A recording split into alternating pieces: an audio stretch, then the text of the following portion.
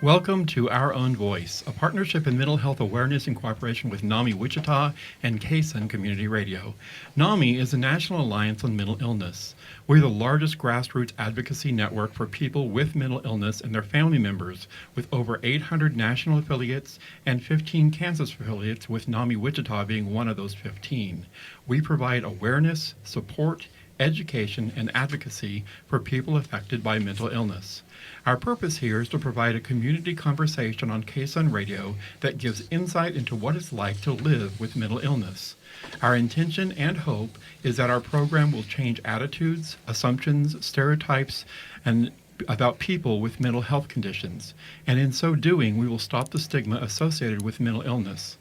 My name is David E. Larson. I am so very pleased and proud to be your host today, and I am a person who lives with mental illness. I'm in recovery for major depressive disorder. Like everyone, I struggle with the ups and downs and the challenges of being fully human, but I am doing great. And I know I have many gifts to offer my family, my friends, and my community. Now, before I get too far into the program, I want to offer a big thank you to our production team, to David Peterson, our executive producer. Hello, David. Hello, David. And Mike Padilla, our technical producer. Hello, Mike. Hello. And so thank you for being here and joining us today to meet our guest. And we actually have 3 guests today. Is this not the most we've ever had? Yes, it is. Is it? It is. Really? It is my... I'd tell them to stand up and applaud themselves, but there's no room. It is my pleasure to introduce our guests, Deputy Posch, Deputy Greshem, and Deputy Narvais. Did I say all that right? 100%. Yes, it did. Awesome. All right. Well, everyone say hello to the listening audience. Hello. Hello. Hello. So let's start out with, where did everyone grow up? Okay, Deputy Greshem, it's your turn.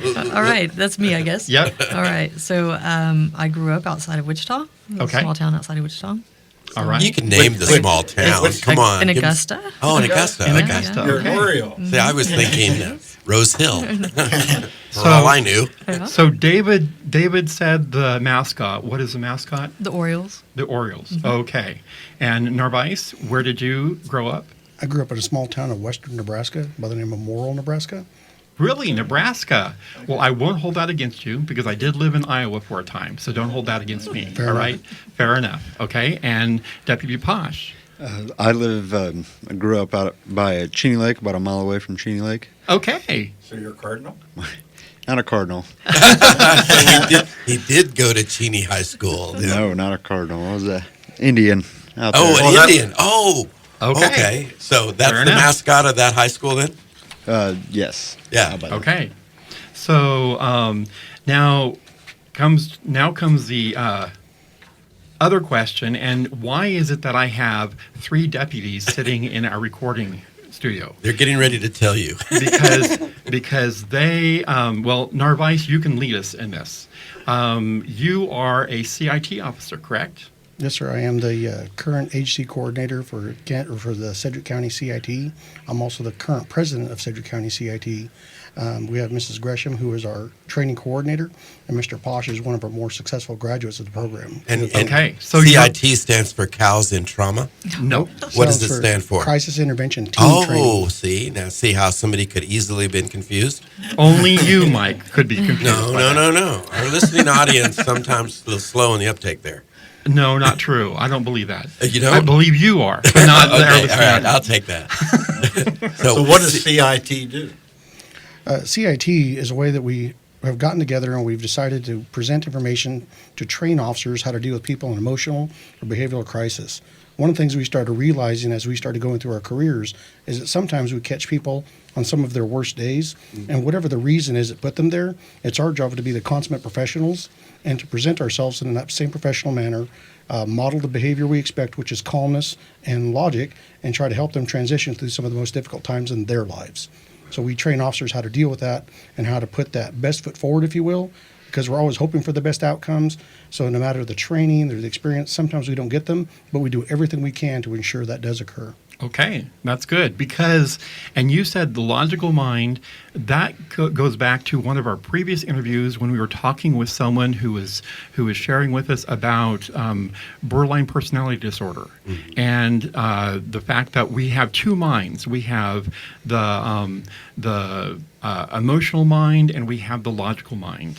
And when we are going in crisis, sometimes the logical mind doesn't take over.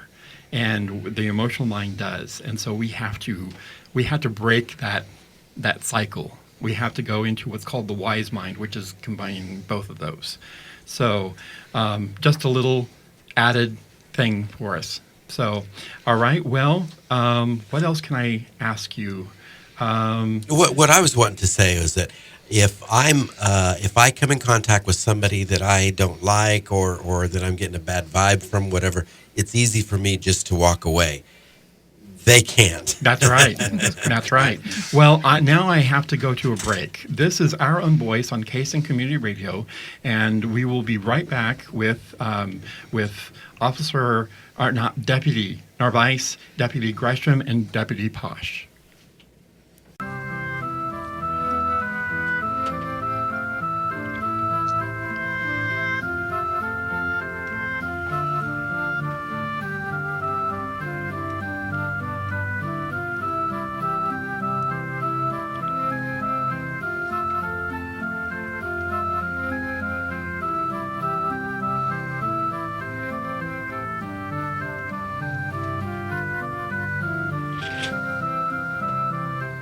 Welcome back to Our Own Voice, a partnership in mental health awareness in cooperation with NAMI Wichita and KSUN Community Radio.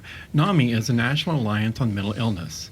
Our Own Voice is intended to humanize a misunderstood, highly stigmatized topic of mental illness by showing that it's possible and common to live well with a mental health condition. Now, during the break, we were talking about what else to talk about. And one of those things is, where did you guys encounter NAMI? So Deputy Posch, I'm still going to try to say officer. Deputy Posch, where did you encounter NAMI? My first encounter was with going through the CIT training. We met with them out there. They came out and helped us teach the class, helped us learn. So okay. All right. And I did it again. Deputy Narvais. When I became involved in CIT training as well, came in contact with NAMI affiliates and friends and family members, and started realizing what an important role they played in helping the officers learn how to manage some of these crises. So that was useful. Okay, and Deputy Greshem, I got it right that time. That's right. Mine as well. It was during the CIT training when I started back in 2009. Okay, and I'm sorry. Go ahead. Right. Since then, I've gone out to some of the NAMI walks up in Topeka. We've done that, and then we've also worked with the Candlelight Visual with NAMI. We've gone to some of the area meetings. I've done also some presentations for NAMI about, in particular, the jail and the things that we do there. So. Okay, awesome. So, do any of you have either a close relationship with someone who has a mental health issue, or have had a close relationship, or a family member, or anything like that? Yeah, I do. I have a relative of mine who has severe mental retardation. So even growing up, I realized some of the issues that might cause trigger, if you will, something that would cause a violent behavior, as opposed to just the general placid and calm experiences we usually had. If you did certain things, touched his belongings or moved things a certain way, it may upset or anger him to the point where he may actually physically engage. So pretty quickly I learned that there was a way to manage things and still be effective in communicating, if not playing with them, because this was when I was 12 to 14, 15 years old. Okay, so that was rather young. Mm-hmm. Okay, now you also mentioned something about high school. You want to share that? Yeah, when I was in high school, I became aware of friends, not only in my high school but other high schools, what I thought was, outrageous behavior or people just going for it. Some of those issues were things that I found out later on in life. Well, I had a mental illness back then and I wasn't being treated, or I had difficulties and I didn't realize it till I went to college and saw a therapist. So it's kind of interesting to realize that we had contact. We just kind of wrote it off, if you will, to that go for it, that wild card kind of behavior. Right. Only to realize that some of those things were, again, unusual behaviors that were brought on by something in their mind that caused them to think that things were different than they actually were. Okay. Deputy Greshem, did you have anyone in your family, or did you have a close connection with anyone? Yes, I have a family member that is recovering from bipolar, and I also have a few family members that have completed suicide. Also, I have friends as well that battle depression. So. Okay, so you're very well understanding of what's going on. Deputy Posch. Well, my mother, she teaches at Northwest with the mental health students that are out there. So I've been in and out of all the little field trips and everything that they have for pretty much my whole life since she's been out there. And then I deal with a lot of them inside the jail as well. So anybody that comes in and out that needs mental health treatment or care, that's what we do to provide. Can you share with us more about what happens? There's a special mental health pod in the jail, isn't there? Yes, there is. Can you explain to us what that is? Well, it's our mental health pod. It's where we go to where we can kind of separate them from the general population because they either need more assistance or they're prone to getting picked on or taken advantage of. So we have a full mental health team that works there with us, as we have 2 deputies that work that pod. So we try to be out among them and help them any way we can. Okay, all right. So are you notified when someone comes in that they may have a mental health issue, or is this just from them being in the general populace that you Well, realize this? we've worked with a lot of these individuals. A lot of them are repeat offenders, so they'll come in quite often. So we will know. They will call us that work down there. We also work the booking area where they come in. We also have a CIT deputy usually down there. So we'll usually catch them when they first come in. We'll know. We know the signs. We can usually find them and get them the help that they need as soon as we get in there. Okay, so that's an interesting issue is the repeat offender and how many repeat offenders tend to be from mental health conditions and how many are just, I don't know, something else that happens. Any statistics on that by any chance? As far as the repeat offenders, I don't have the exact statistics with us right now, but that was one of the reasons why the mental health pod was created, was so that we can assist those people through their legal process, through their legal journey that they go through when they do come into the facility. All right. So. Well, this is Our Own Voice on KSUN Community Radio, and we will be right back after this break.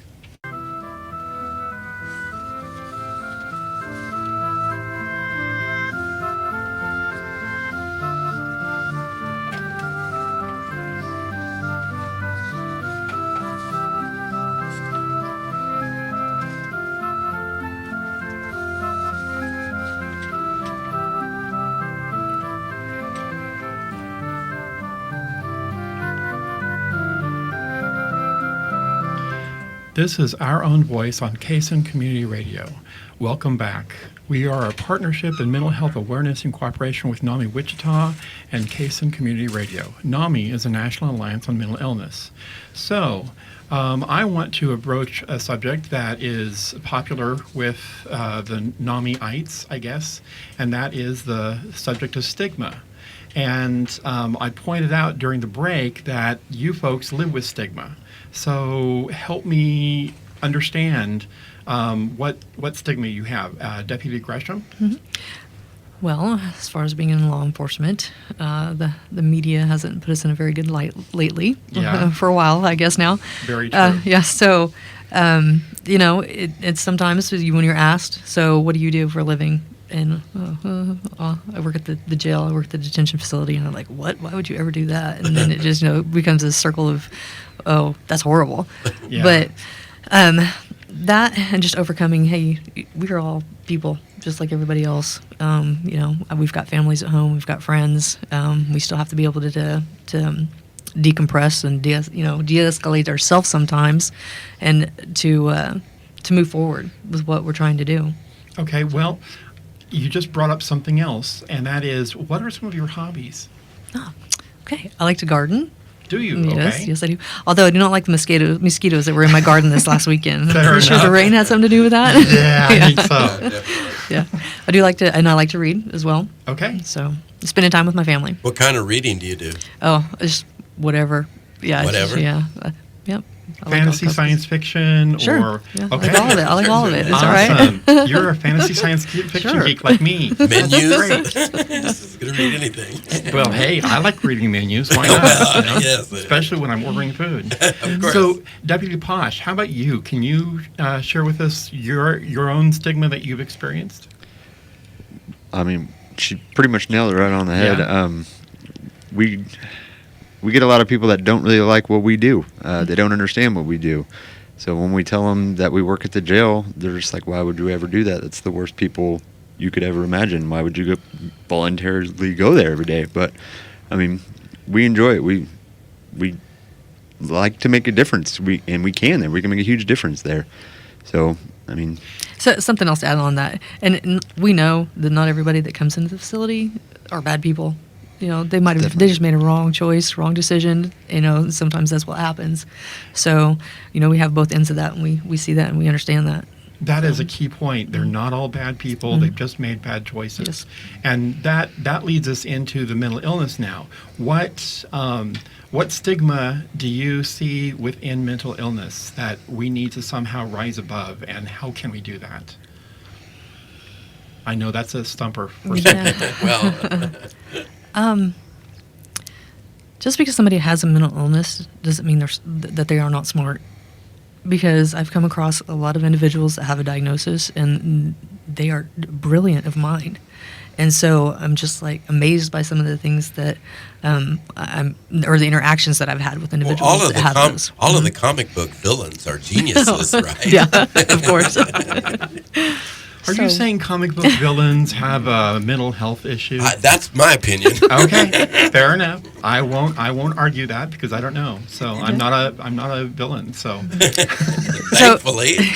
So just understanding that and having an open mind whenever you're communicating with somebody, and that's with anybody in general. Just having that open mind and being able to listen and actively listen to what they're being told or what they're saying to you, so that you can actually get to the root of what's going on. I think that helps with eliminating some of that stigma. okay, Just being able to listen and actually hear what they're saying.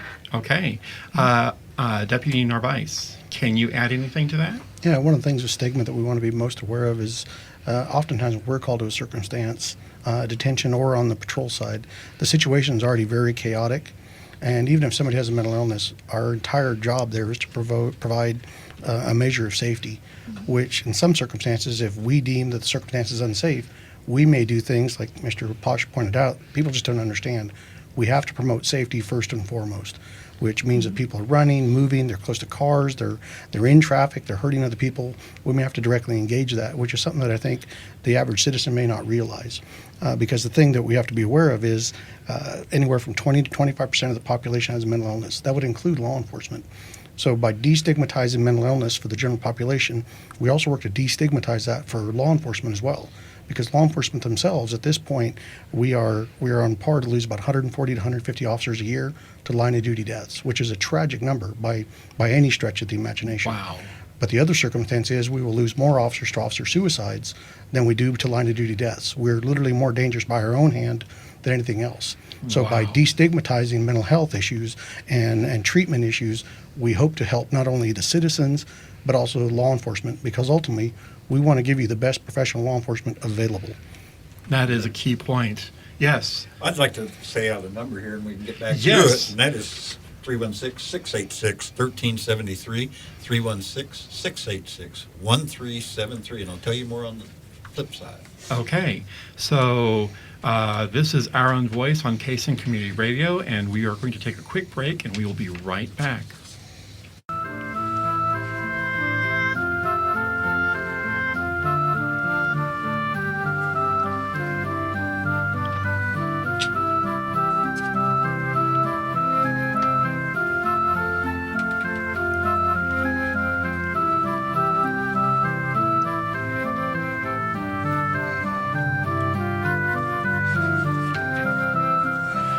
Welcome back to Our Own Voice, a partnership in mental health awareness in cooperation with NAMI Wichita and KSUN Community Radio. NAMI is a national alliance on mental illness.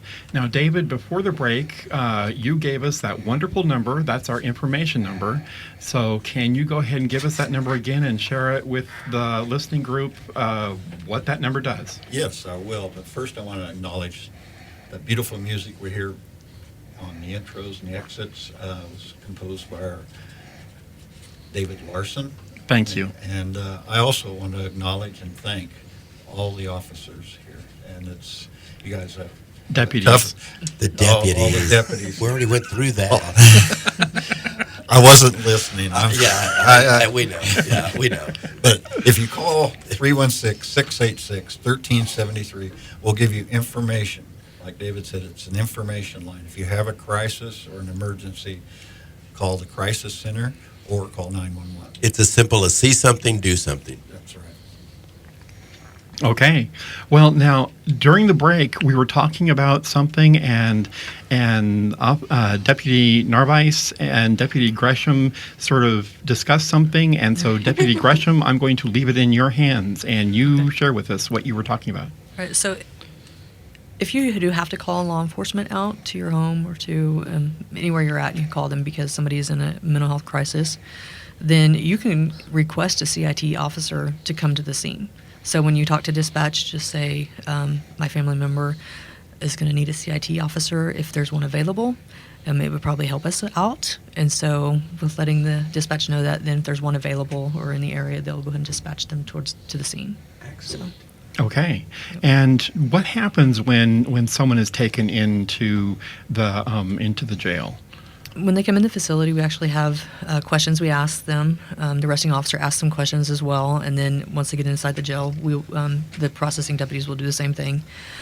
So we'll ask medical questions, but if you are finding yourself in the jail, you can let us know that you may have a diagnosis or that you take medication for something. And if you request a CID deputy in the jail, we can do that for you there as well. Okay. So, and like Posch had mentioned that earlier, that we actually have deputies usually that work down there. If not, there's usually one pretty close. Almost all of our supervisors are also trained in CIT as well. So, and a lot of the corporals that are assigned to booking area, several of them have the CIT. So do you training as think well. do you think if a person did that might diffuse the situation a little bit? Yeah, I know. Just an example, I had an individual come in a couple weeks ago, and they told me that they suffer from schizophrenia, and I said, okay, so to help you with this stay, and right now while you're in processing, do you need to be by yourself, or do you want to be with other people right now? And that's a different question we might ask somebody in that aspect, because they might be, hey, no, I'm fine with everybody. Okay, we'll go ahead and put you over here. But the option is there because we don't want to send them into further crisis if we can prevent it. Right. So, and that's also depends on the circumstance as well. So, or what is presented from the individual when they come in the facility. So, Okay. So, but yes, it can be requested. All right. Let's see. What else? I have a question for all three of you folks. What words of hope can you share with us about those who are living with mental illness? They're Go passing ahead. the buck. Go ahead, Deputy Posch. Well, I would say he's currently hopeless. Not true. there's so many options out there. It's a little hard to find them sometimes, but there are so many options out there. So you can get better. You can learn to manage. You can learn to cope with anything that you got going on. There's so many people out there that are willing to help. So just have to always look on the bright side. I know there's going to be times where it's going to be very hard, but there is a better side. We do have options now. Okay, and that's a key point that you said you can manage. Recovery is not a destination; it's a process. So recovery means, for me at least, that I am managing. I am actually making it work. So, Officer or Deputy Narvais, I did it again. What words of hope do you have? That right now we're training our officers to all the best practices that are available through mental health professionals, law enforcement professionals. We're doing everything we can to do things right, if you will. So while we're trying to do that, we also want to let people know that the best thing they can do to help us is to be honest about their circumstance. Because even though we're talking about mental health and we want to give as much resource and assistance to people as we can, every now and then we still find people who manipulate the circumstance for a personal benefit. And that one incident could flavor the way we treat several other people. So if there is a mental health situation and you are in crises, the best thing you can do is be honest with the officer, and you'll get an honest, professional response from the officer as well. Okay, that's excellent. And Deputy Greshem, what can you give us? Talk to us. Let us know what's going on, because if you're able to do that, then we can help manage the situation, or maybe hopefully de-escalate the situation that's going on. So. Okay. Well, with that, I'm going to say thank you for joining us for Our Own Voice on KSUN Community Radio. Thank you, Deputy Greshem, Deputy Narvais, and Deputy Posch. This is Our Own Voice, and please join us for our next Our Own Voice program.